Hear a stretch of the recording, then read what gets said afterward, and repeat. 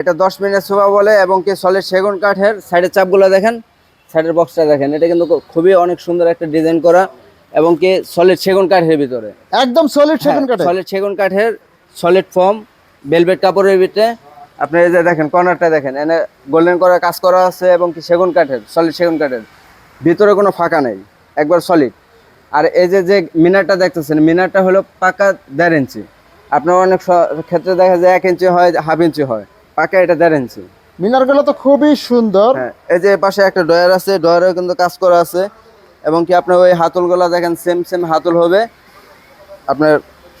এটার ভিতরে আপনার যে বাহিরের যে লোকটা আছে, এই লোকটা হলো আপনার চিটাং সেগুনের, আর ভিতরে যে ফ্রেমটা করা আছে এটা হলো সম্পূর্ণ গর্জন কাঠের। একটা কফি টেবিল আছে 4টা মোড়া সহকারে, ঠিক আছে, 4টা মোড়া সহকারে, 4 মোড়া সহকারে কফি টেবিল। টেবিলটাও আপনার খুবই ডিজাইন করা আছে সুন্দর। গোল্ডেন।